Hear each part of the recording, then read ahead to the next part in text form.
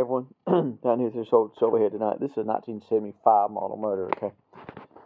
First thing right off, this carb has been adapted to an S&S intake. And it appears to be a lot newer carb. 98 it says, which is, can't see from a flashlight, but anyway. See, that's been adapted crudely. It runs high, it idles high, it won't idle down. It has throttle issues, and that's probably why. These hyperchargers, I'm not a fan of them. I think the only way it can get air is literally through here, and I'm just not a fan of that. So definitely all that's going. Anyway, we're going to put S&S back on it, and ironically, it has an S&S intake on it, just not the carb to go with it. So instead of this big old adapter and rubber boot thing back here, that big black piece back there, that boot, that shouldn't be there. It goes with this carb and this intake, but not on this motorcycle. All that's coming off. First thing, we're going to address some of these oil leaks. Most of them are basic top-end shovel head stuff. It looks like the oil lines here are leaking. It looks like the rocker boxes are leaking. I'm sure the pushrod tubes are leaking. This one's spun around wrong. All that needs to be taken off and just pushrods. Go through it. You see massive oil down here, which is just typical. If these things aren't gone through and maintained. Rocker box leak. See it right here. I don't know if my phone's helping or hurting. Anyway, it's wet. Again, that's rocker box leak. That's very fixable. It doesn't seem to be head gasket leak. It seems like the leak stops or starts before it gets to the head and the head gasket down there on the base. So that's good. But I mean, man, she's got a leak there. You can see it. It's pretty wet. But anyway, see it on my finger there. But anyway, that's common shovel head stuff, and you see what's running down the pipes. Common shovel head stuff. Shaft nuts are leaking. There's an O-ring back there. I'm sure it's distorted. That one's actually full of oil. It's leaking. Good old shovel head, man. Gotta love them. The other side, same thing. You can see definitely rocker box leak right here. I mean, you can about see it run out of the thing. It's common. You see it back here piled up on the head. Common. Real common on shovel heads. Don't know if this is a base gasket leak or if it's just run down. Retorque those and see.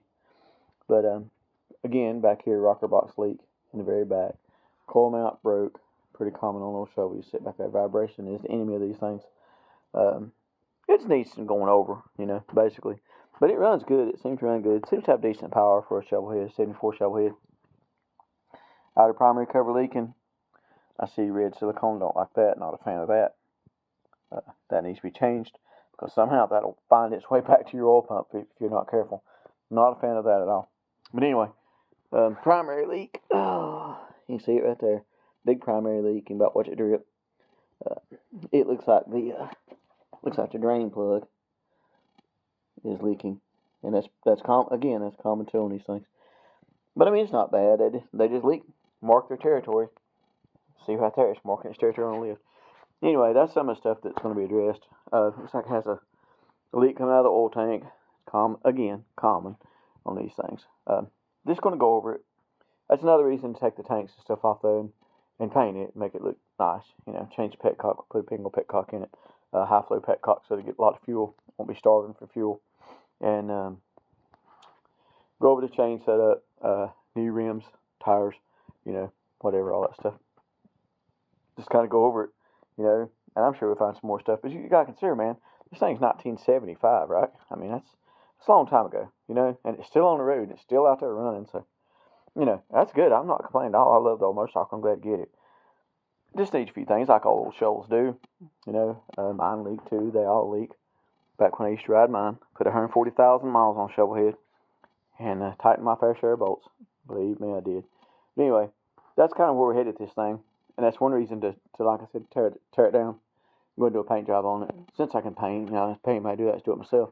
So, since I run a bike shop, that's easy enough. But, get a nice paint job on it. A little bit nicer seat. Change it up just a little bit.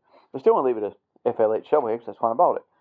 But, leave the fender, just paint everything, take it apart, paint it, Like I said, the fender will be orange with the black inlay, same with the other tanks going to a smaller tank. We'll leave signals, taillight, tag bracket, all that stays just like it is. Just going to put it back, Saddlebags, we'll run the old style hard saddlebags.